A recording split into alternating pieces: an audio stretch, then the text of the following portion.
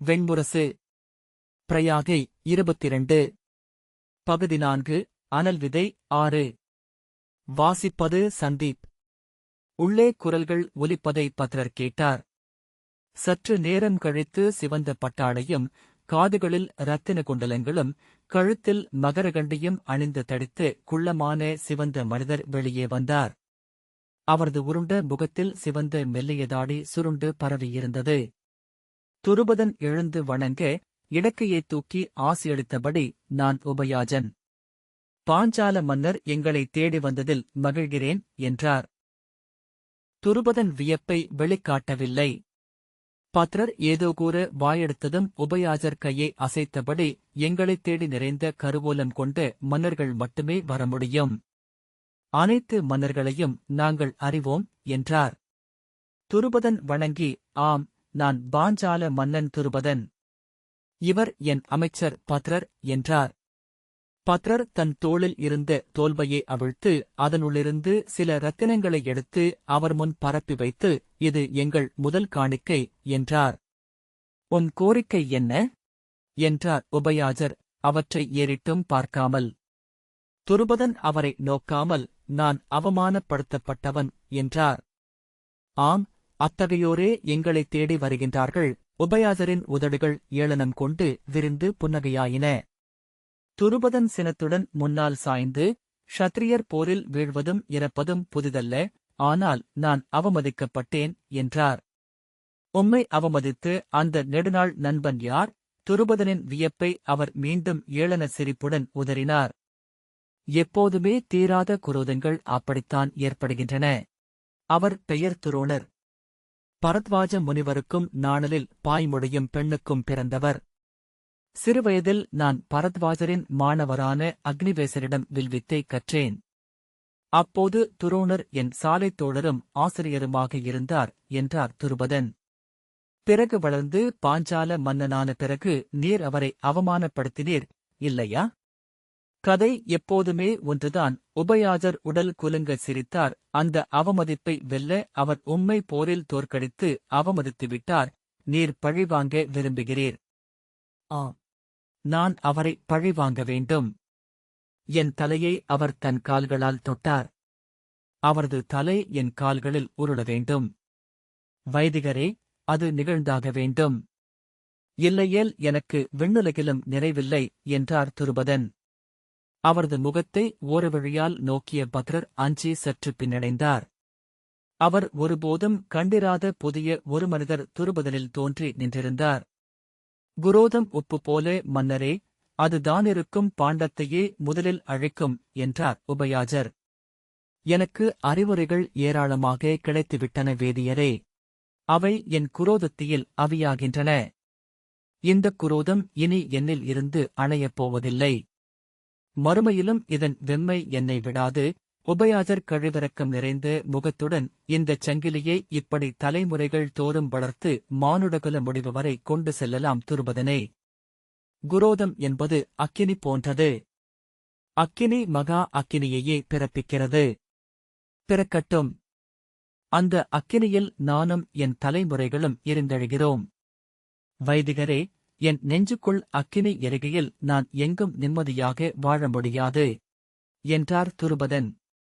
பெருமூச்சுடன் உபயாஜர், ஆம், குரோதம் உமக்குள் இருந்தால் உமது நீர் நிலம் காற்று வானம் எல்லாமே அதுவாக ஆகிவிடும் என்றார். பின்னர் ஒரு கல்பீடத்தில் அமர்ந்து கொண்டு துருபதனை அமரும்படி கை காட்டி, சொல்லும் என்றார். அதர்வ வேதத்தில் பாதாள நெருப்பை வரவழைக்கும் மந்திரங்களும் வேள்வி முறைகளும் உள்ளதாக சொல்கிறார்கள். நீங்களே யஜ்வாவாக இருந்து யாகம் செய்து அந்நெருப்பை வரவழைத்து அதிலிருந்து என் வஞ்சனத்தை முடிக்கும் படைக்கலங்களை உருவாக்கித் தர வேண்டும் என்றார் துருபதன். அது மைந்தர்களாக இருக்கலாம். 1000 தலை கொண்ட பாதாள விலங்குகளாக இருக்கலாம். எரியும் நஞ்சு கொண்ட நாகங்களாகவும் இருக்கலாம். அது இயல்வதுதான். ஆனால் உபயாஜர் பெருமூச்சு விட்டார். கடந்த பல வருடங்களாக அச்சம் தரும் தீய குறிகள் பல தெரிகின்றன மன்னரே. நம்மை மீறிய பெரும் அழிவுச் சக்திகளுக்கு நாம் கருவிகளாகிவிடும் வாய்ப்பு இருக்கிறது. பேரழி ஒன்று விதியின் கருவறையில் திகழ்கிறது. உங்களை திரும்பிச் செல்லும்படி அறிவுரை சொல்லவே நான் விரும்புகிறேன்.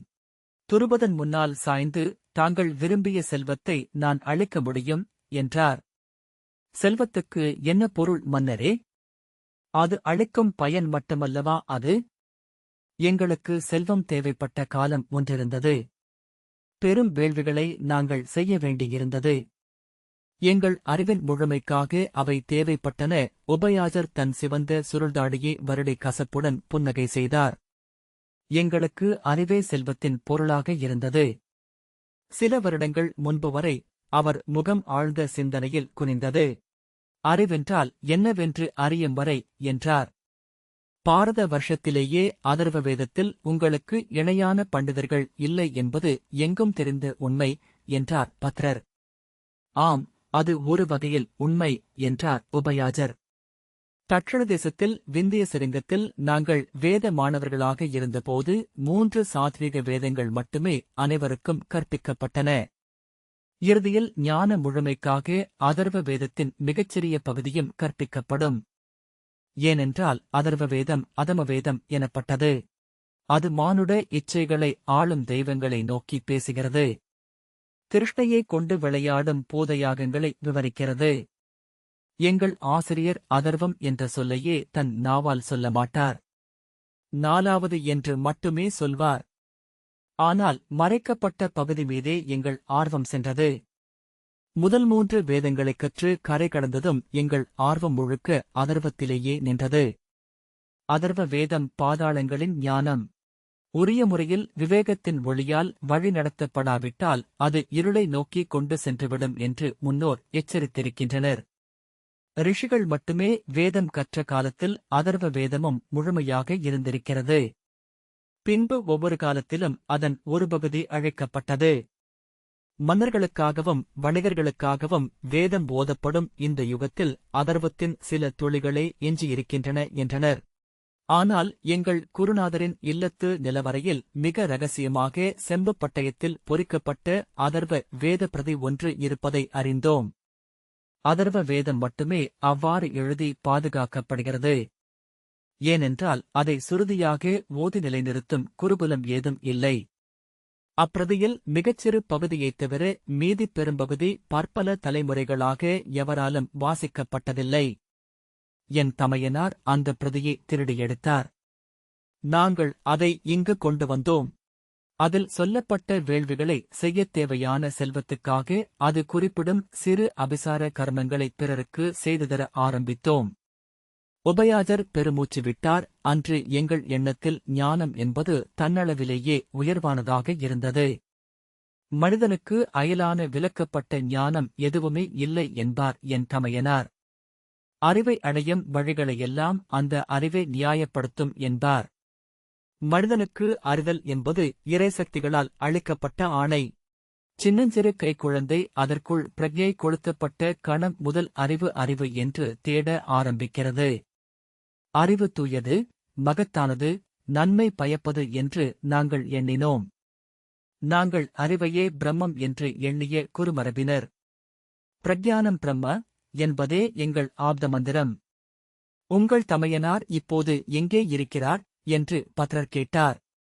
அது அவர் காதில் விழாதது போல உபயாஜர் தனக்குத்தானே, ஆனால் அது வெறும் அகங்காரம். தூய அறிவென்று ஏதுமில்லை. அறிவதெல்லாம் நம்முள் சென்று அகங்காரமாகவே மாறுகிறது. அறத்தால் வழிநடத்தப்படும் அறிவு மட்டுமே மனிதனுக்கு பயன் தரக்கூடியது, என்றார். அவரது குரல் சட்டென்று மேலெழுந்தது. துருபதனே, காலடிகளை தொடர்ந்து வரும் நிழல்களை நான் காண்கிறேன். இங்கிருந்து போய்விடும். இல்லை, நீங்கள் என்னை கைவிட்டால் நான் வேறு ஒரு அதர்வ வேத ஞானியைக் காணவே செல்வேன். இந்தக் குரோதத்துடன் நான் உயிர் வாழ முடியாது. என்னை பொறுத்தருளுங்கள், என்றார் துருபதன். பத்ரர், உத்தமரே, மன்னர் சென்று 9 மாதங்களாக அனைத்து துயர்களின் வழியாகவும் சென்று மீண்டிருக்கிறார். அவர் அனலை தேவ பிரயாகையின் குளிர்ந்த நீரும் அணைக்க முடியவில்லை, என்றார். உபயாஜர் அவர்களை கூர்ந்து பார்த்தார். ஆம், நீங்கள் செலுத்தப்பட்டுவிட்டீர்கள். உங்களை தடுக்க முடியாது. உங்கள் கோரிக்கையை என் தமையனாரிடமே முன்வைக்கிறேன். இங்கு முடிவெடுப்பவர் அவரே, என்றார். துருபதன் கைகூப்பி கண்ணீருடன், வைதிகரே, இனி இவ்வாழ்வில் நான் விழைவது ஒன்றே. ஒரு நாளேனும் அகம் அழிந்து துயில வேண்டும்.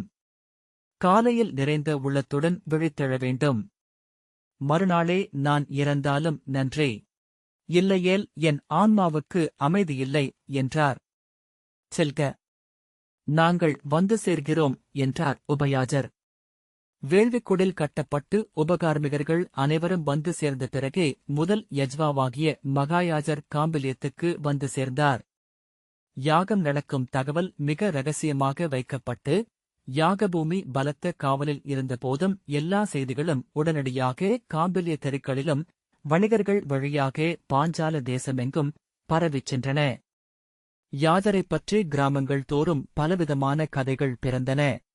விந்திய மலையில் அவர் பல ஆண்டுகள் பாதாள நாகங்களை நோக்கி தவம் செய்து கார்கோடகனை வரவழைத்து அவரிடமிருந்தே குறைவுபடாத அதர்வ வேதத்தை பெற்றுக் கொண்டதாகவும், மேலும் பல்லாண்டுகள் அதர்வ வேத முறைப்படி அவர் செய்த தவத்தால் அவர் இல்லத்திலேயே பாதாளம் வரை செல்லும் பெரும் பாம்பு புற்று ஒன்று உருவானதாகவும், அதன் வழியாக அவர் விரும்பிய போது பாதாளம் சென்று மீள்வது உண்டு என்றும் கதைகள் பரவின. அவரை எவருமே கண்டிருக்கவில்லை என்றாலும் அவர் பாம்பின் இமையாத கண்கள் கொண்டவர் என்று அனைவருமே எண்ணினர்.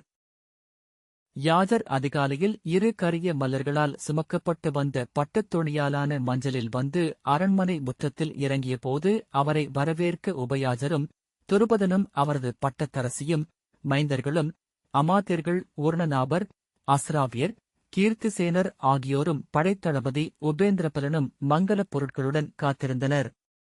அரசரின் அருகே பத்ரர் நின்றிருந்தார். யாஜர் மண்ணில் காலடி வைத்ததும் மங்களவாத்தியங்கள் முழங்கின.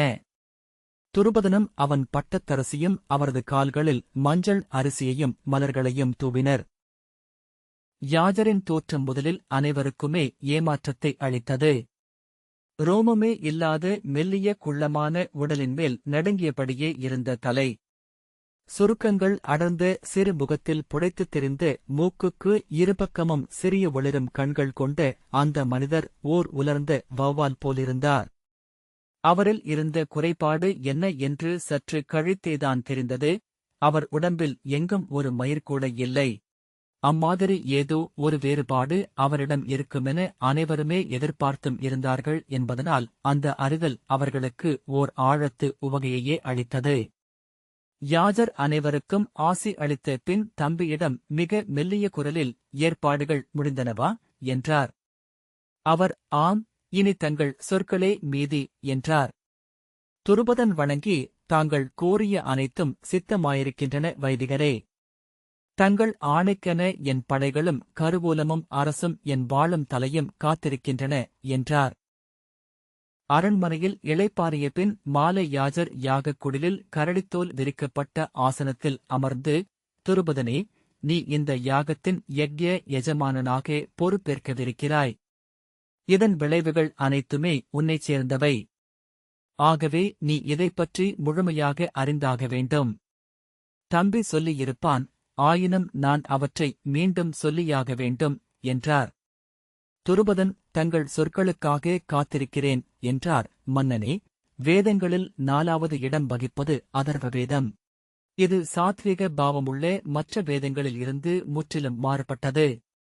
பலவிதமான போர் சடங்குகளும் அழித்தொழிக்கும் அபிசார சடங்குகளும் உடையதாகையால் இதை தகுதி கொண்டோரன்றி பிறர் கற்கலாகாது என சான்றோர் தடை செய்தனர் என்றார் யாஜர். அரசே, இது வேதவியாசரால் தொகுக்கப்பட்டதல்ல, அவர் மகனாகிய அதர்வணனால் வெகுகாலம் கழித்து தொகுக்கப்பட்டு வியாசரின் சீடராகிய ஜைமினியால் ஒழுங்குபடுத்தப்பட்டது. அவரது மகன் சமந்து இதை தன் மாணவராகிய கபந்தனுக்கு கற்பித்தார். கபந்தர் இதை 2ஆகப் பிரித்து இருண்ட பகுதியை முதல் சீடனாகிய தேவதர்சனுக்கும் நீல நிறப் பகுதியை 2ஆம் சீடராகிய பத்யருக்கும் கற்பித்தார். யாஜர் சொன்னார், இவ்விருவரின் சீடகுலங்கள் இவ்வேதத்துக்கு பல சங்கதிகளை உருவாக்கியுள்ளன. இவற்றில் பெரும்பகுதி தேவையில்லை என திட்டமிட்டே அழைக்கப்பட்டது. பயில்வாரின்றி ஒரு பகுதி அழிந்தது. இன்று கிடைப்பவை 5 கல்பங்கள் மட்டுமே. நட்சத்திர கல்பமே அனைவரும் அறிந்தது. இது பிரம்மனின் சிருஷ்டிலீலைகள் குறித்து பேசுவது. சம்ஹிதா கல்பத்தில் மந்திரங்களும் சாந்தி கல்பத்தில் பலவிதமான பலிசாந்திகளும் உள்ளன. யாஜர் தொடர்ந்தார், நாம் இங்கே செய்யப் போவது ஆங்கிரிச கல்பத்தில் உள்ள ஒரு பூத யாக முறை. இது உக்கிரமானது. மனிதனுக்கு அப்பாற்பட்ட, மனிதனால் அறிந்து கொள்ள முடியாத பேரழிவு சக்தியை கைப்பற்றி பயன்படுத்திக் கொள்ள முயல்வது. இதன் உண்மையான பலன் என்னவென்று நாம் அறிய முடியாது, அந்த சக்திகளே அறியும். பிரஸ்னம் வைத்து பார்த்தபோது இந்த யாகம் நடந்தே தீரும் என கண்டதனால்தான் நான் ஒத்துக்கொண்டு இங்கே வந்தேன். என் பாக்கியம் அது என்றார் துருபதன். மன்னனே, நான் மீண்டும் சொல்கிறேன். இது சாதாரணமான வேள்வியே அல்ல, அதர்வம் பாதாளத்தில் உறையும் பிரம்மாண்டமான நாகங்களை துயிலெழுப்பும் குரல் போன்றது. அதில் பிறக்கும் பேரழிவுச் சக்திகளின் கையில் நீயும் உன் எதிரிகளும் ஏன் மானுடகுலமே வெறும் பாவைகளாக வேண்டியிருக்கும். பின்பு மனம் வருந்தி பயனில்லை, அனைத்தையும் மும்முறை எண்ணி இறுதியாக முடிவெடு. பத்ரரின் நெஞ்சு அச்சத்தால் சிலிர்த்துக் கொண்டது. எண்ணங்களே இல்லாமல் மனம் சித்திரத்தில் வரையப்பட்ட பறவை கூட்டம் போல வானில் நின்றது. ஒரு இறகை கூட அசைக்க முடியவில்லை. பின்பு சட்டென்று ஒரு பெரும்போர்க்களம் போல ஓசைகள் கொந்தளிக்க தன் அகத்தை உணர்ந்தார். ஆனால் துருபதன் எந்த சஞ்சலமும் இன்றி சொன்னார், இறுதி முடிவுதான் மகாவேதிகரே. யாஜர் பெருமூச்சு விட்டார். உபயாஜருக்கு கை காட்ட உபயாஜரின் ஆணைப்படி கார்மிகர் வேலைகளை ஆரம்பித்தனர். அதன்பின் யாஜர் துருபதனிடம் ஒரு சொல்லும் பேசவில்லை. இமை தூக்கி அரை நொடியும் அவனை பார்க்கவில்லை. வேள்வியை தொடங்குவதற்காக வலம்புரிச்சங்கு மும்முறை ஒலித்தது. வேள்வி தொடங்கியது. யக்ஞ எஜமானனுக்கான ஆசனத்தில் துருபதன் தன் மனைவியுடன் யாஜரால் வழிநடத்தப்பட்டு அமர வைக்கப்பட்டார். நவம்பர் தானியங்களும் 8 உலோகங்களும் 6 வகை ஆடைகளும் யாக கார்மிகர்களுக்கு தானமாக அளிக்கப்பட்டன. தென்திசையில் நடப்பட்டிருந்த வேள்வி மரமான முள்வில்வத்துக்கு யாஜர் முதலில் பூஜை செய்து அதன் முன் பலிமிருகமான வெள்ளாட்டை கட்டினார். யாகபாலகர்களாக நிறுவப்பட்டிருந்த காவல் தெய்வங்களுக்கு பின்பு பூசைகள் செய்யப்பட்டன. கரிய கரடித்தோலை போர்த்து 27 கார்மிகர்கள் 3 பக்கமும் 9 பேர் வீதம் யாக குண்டத்தை சுற்றி அமர, துருபதனுக்கு நேர்முகமாக யாஜரும் உபயாஜரும் அமர்ந்தார்கள். யாக குண்டத்தில் தேவர்களை வசியம் செய்யும் கர்மங்களுக்குரிய சமித்தைகளான சாகோடம், அனலோடகம், கடலாடி ஆகிய மரங்களின் விறகு கச்சிகள் அடுக்கப்பட்டு, அரணிக்கட்டைகள் களைந்து எடுக்கப்பட்டு அக்கினியால் எரியூட்டப்பட்டது. மந்திர கோஷத்துடன் நெய்யூற்றி சுடர் வளர்க்கப்பட்டபோது யாகப்பந்தல் முழுக்க புகை மண்ட ஆரம்பித்தது. அதர்வத்தின் முதல் ஒலிக்காக பத்ரர் காத்திருந்தார். அந்த ஒலி தன் மனதை பழுக்கக் காய்ச்சிய வேல் போல ஊடுருவிச் செல்லும் என அவர் நினைத்தார். கொம்புகளும் சிறகுகளும் கோரைப்பற்களும் கொண்ட விசித்திரமான கொலை மிருகங்கள் போலவும் அமங்கலமான பறவை குரல் போலவும் அதன் சொற்கள் இருக்கும் என அவர் கற்பனை செய்தார். ஆனால் வேதங்களுக்குரிய இனிய மயிலகவல் ஓசையில்தான் மந்திரங்கள் இருந்தன. பளிங்கில் உதிரும் பொன்மணிகள் போல சொற்கள் தெரித்தன. விடியல் நதிமேல் வெயில் போல வேதகோஷம் அந்த தருணத்தை நிறைத்து பரவி பொன்வெளியாக ஆக்கியது. சிறுபுற்றுக்குள் இருந்து சிறகு முளைத்து வானிலெழுந்து வெயில் பட்டு ஒளிதுளிகளாக சுழலும் எறும்புகள் போல யாஜரின் வாயிலிருந்து வேதம் வந்து கொண்டே இருந்தது. சற்று நேரத்தில் அந்த ஒலியின் அழகில் பத்ரர் தன்னை இழந்தார். அதனூடாக கைவிடப்பட்ட ஓடம் போல ஒழுகி சென்றார். ஒவ்வொரு கணத்திலும் முன்பின் இல்லாமல் இனிக்கினிக்க இருந்து கொண்டு சென்றார். சமித்துக்களில் கைக்குழந்தை தாய்மடியில் தவழ்ந்தேறுவது போல ஏறி சிறு பொற்கரங்களை விரித்து எழுந்தது தழல். அதில் வெண்கடுகு, அட்சதை, எள், தயிர், பால், தர்ப்பைப்புல், அருகம்புல், செண்பக இலை, தாமரைப்பூ முதலியவை வரிசையாக ஹோமிக்கப்பட்டன. ஒரு கணத்தில் அவர் தன்னை உணர்ந்தபோது பிரக்ஞை கூறிய வாள் ஒன்றின் நுனியை தன் மிக மெல்லிய பகுதியால் வருடிச் சென்றது. இதுவா பேரழிவின் ஒலி? பாதாள இருள்களை தொற்றெழுப்பும் அழைப்பு? இத்தனை பேரழகுடனா? இதோ இந்த வசிய மந்திரங்களால் கவரப்பட்ட ஏதோ தேவன் இங்கு வரப்போகிறான். மனம் முழுக்க புகை படர்ந்தது போலிருந்தது அவருக்கு. யாஜர் எள்ளிலிருந்து கையால் பிழியப்பட்ட எண்ணெயையும் திப்பிலியையும் சேர்த்து அபிசாகப் பெய்தபடி அபிசார மந்திரங்களை ஆரம்பித்தார். பின்பு பரதம், கரம்பம், எட்டி, பெருமரம் எனும் 4 வகை விஷலைகளும், கற்பூர வழுதலை, சிறுத்தி, வைராடகம், சராபாகம், நாயுருவி, சாலகம், மலைவன்னி எனும் 7 வகை விஷக்கனிகளும், 8 வகையான ஸ்கந்த விஷவேர்களும் அவிசாக்கப்பட்டன. 12 வகை முள்செடிகள் இறுதியாக ஹோமிக்கப்பட்ட போது துருபதன் கண்கள் கனத்து கனவு காண்பவன் போல பீடத்தில் அமர்ந்திருந்தார். உச்சகுரலில் யாஜர் ஓம் ஹ ஹ அயந்தேயோனிக என்று புத்திரலாபத்துக்குரிய அதர்வ வேத மந்திரத்தை முழங்க மற்ற ஹோதாக்கள் அவருடன் இணைந்து கொண்டனர். அவிசிடுவது நின்றமையால் புகை குறைந்து மெல்ல மெல்ல யாக குண்டத்தின் செஞ்சுடர் உக்கிரம் பெற்று மேலெழுந்து பந்தலின் தர்ப்பை கூரையை பொசுக்கிவிடுவது போல கூத்தாடியது. சன்னத வெறிகொண்ட வெறியாட்டி பலரத்தத்தில் முக்கி சுழற்றும் செக்கச் சிவந்த தலைமயிர் போல. பின்பு மெல்ல அமைதியாகி கிளைவிரித்து காற்றிலாடும் செம்மலர்கள் அடர்ந்த மரம் போல. யாஜர் துருபதனை நோக்கி திரும்பினார். பாஞ்சாலனே, எங்கள் உபாசனாதேவர்கள் அருள் செய்திருக்கிறார்கள். சிருஷ்டிதேவியின் தமக்கையான சம்ஹார தேவியே உன் மனைவியின் உதரத்தில் கருவாகி பிறப்பாள். அவள் காலடிப்பட்ட இடமெங்கும் நகரங்கள் அழியும், சாம்ராஜ்யங்கள் சரியும். அவள் கண்முன் மனித கோடிகள் மடிந்து மண்ணாவார்கள். அவள் உன் வஞ்சினத்தை தீர்ப்பாள். உபயாஜர் ஒரு பெரிய தாம்பாளத்தைக் கொண்டு வந்து துருபதன் முன்னால் வைத்தார். துருபதனே, இந்த தாம்பாளத்து நீரில் உன் மகளை நீ பார்க்கலாம். அவளை நீ விரும்பினால் பிறப்பிக்கிறேன். பார்த்தபின் உன் முடிவைச் சொல் என்றார். துருபதன் திடமாக, இல்லை, வேண்டாம் மகாவேதிகரே. அவள் பிறக்கட்டும் என்றார். நீர் அவளை பார்ப்பது நல்லது என்றார் யாஜர் மீண்டும். வேண்டாம். பார்த்தால் ஒருவேளை நான் மனம் மாறக்கூடும் என்றார் துருபதன். அவள் எப்படி இருந்தாலும் என் மகள்தான். நீங்கள் பார்க்க விரும்புகிறீர்களா அரசியாரே என்றார் உபயாஜர். ஆம் வைதிகரே. அவள் எப்படி இருந்தாலும் என் மகள்தான். பிறக்க வேண்டும் என அவள் முடிவு செய்த பின் நான் அவள் அன்னைதான். என் மகளை எனக்குக் காட்டுங்கள் என்றாள் அரசி. பாருங்கள் என்றார் யாஜர். அரசி தாம்பாளத்து நீரை குனிந்து பார்த்தாள். அவள் மூச்சை இழுத்து பிரமிக்கும் ஒலியை பத்ரர் கேட்டார். தெய்வங்களே என்ற அவளுடைய மெல்லிய கேவல் எழுந்தது. அரசி துருபதனின் கைகளை பிடித்துக் கொண்டாள். தெய்வமே, இவளா என்று மூச்சடைக்க சொன்னாள். அக்கணம் தன்னையறியாமலேயே கண்ணைத் திருப்பிய துருபதன் அவளைக் கண்டார். அவர் விழிகள் விரிந்தன. கைகளை ஊன்றி முன்னால் சரிந்து அதை நோக்கி அவர் அமர்ந்திருக்க பத்ரர் அவரது தோள்களின் வழியாக நோக்கினார்.